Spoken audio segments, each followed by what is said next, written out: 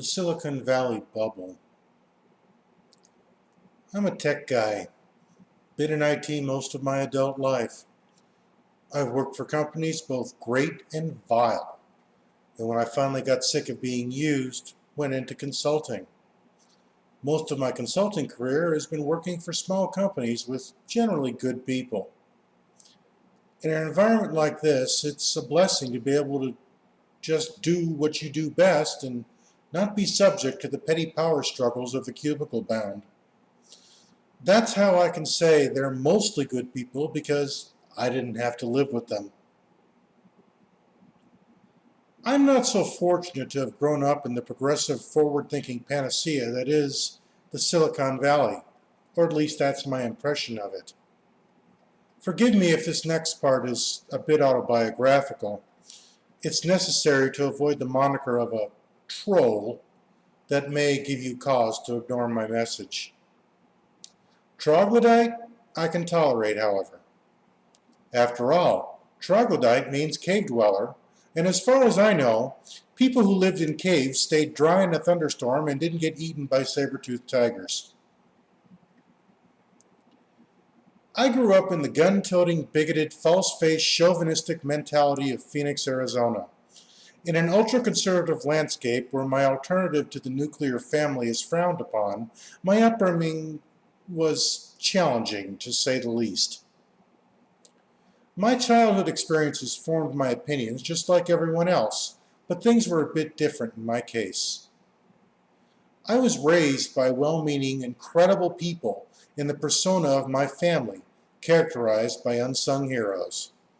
My mother, who conquered the sexist biases of the glass ceiling even within her own family, and achieved more than it's likely I ever will. My grandmother, whose Depression-era wisdom guides my choices to this day. My aunt, whose free spirit taught me that it was okay to say the hell with what people think you should be instead of what you want to be. Lest I forget my uncle, who was the only strong male influence that ever meant a damn to me. By the way, I admit there is a bit of a conflict between my aunt and my grandmother's influence. Of course, where I lived, there was a missing character in my upbringing that often left me isolated and ridiculed. Apparently, a fatherless, we won't go there, child in Arizona must automatically be relegated to something less than deserving. I grew up being chided by other boys' fathers as being homosexual at the age of 8, or disallowed from associating with their normal offspring for fear that I might infect them. The cruelty of their children is a given, and I should add that none of them were ever in any danger of either aberration. In case you're still wondering, yes, I like girls. So much for the glorious childhood of my memories. I couldn't wait to get out of it.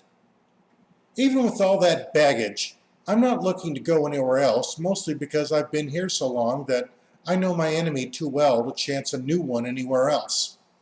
Besides, the few good friends I have here are far too important to me to abandon to this wasteland.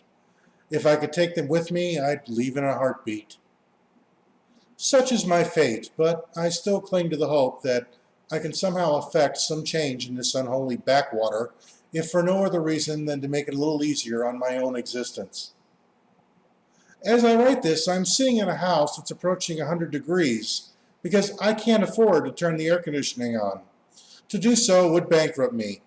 Not that there aren't a dozen other things threatening to do the same. That is mostly the result of a crippling economy and a bias against those who exhibit a tendency toward independent thought where I live.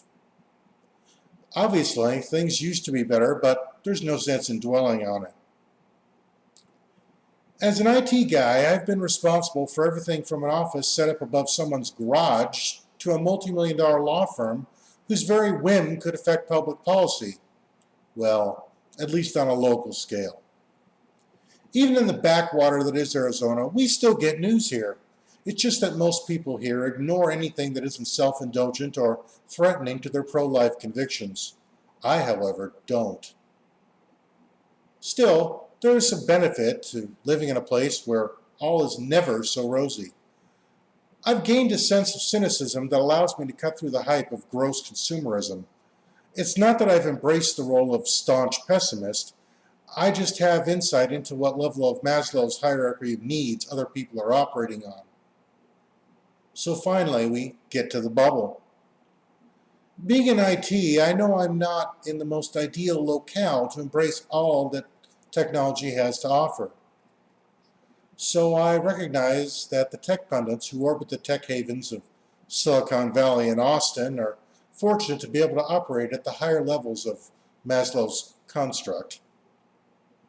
Where I live, being an IT professional offers little in the way of creative thought. It's little more than a 21st century auto mechanic fixing what's broke for a set price.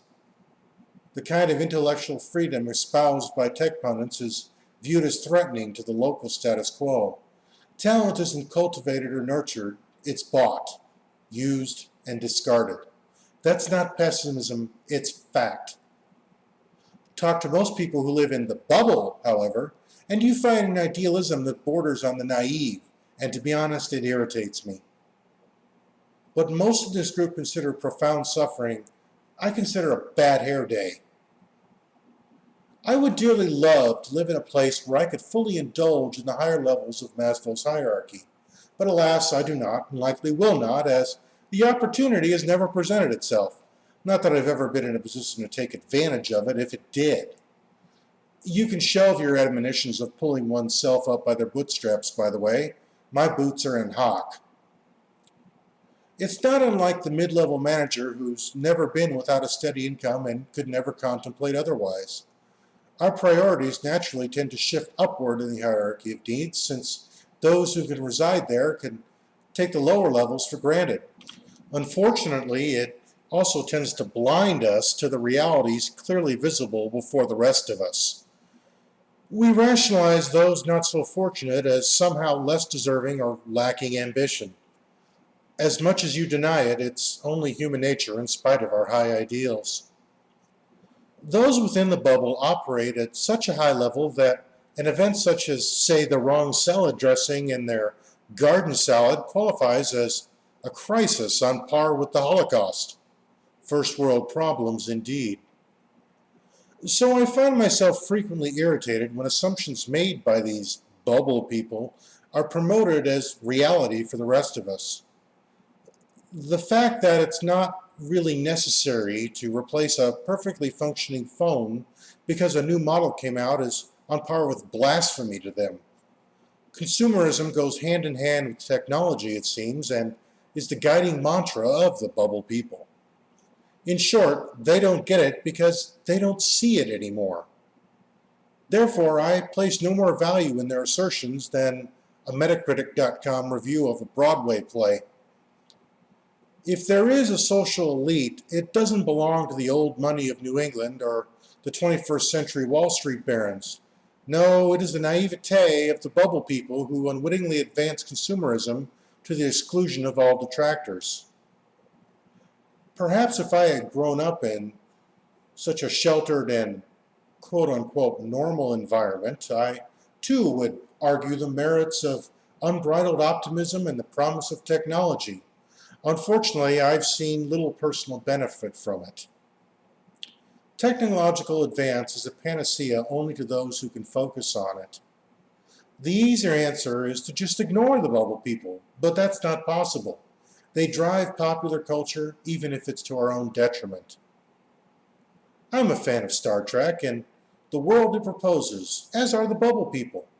The difference between me and them is that I know we haven't even started down that road. They believe we're already there. There's a place for the firmly optimistic, but it has to be tempered with the realities that must be conquered to make their assertions true. By the way, the bubble isn't limited to technology. It's easily applied to other dogmas like religion, politics, and cultures. The French Revolution dealt harshly with those who ignored the realities of their own environment. Bubble people should keep that in mind lest they find themselves on the guillotine of public opinion. But then, the public only concerns themselves with the latest shiny object, don't they? Nothing's more debilitating than having one's bubble burst.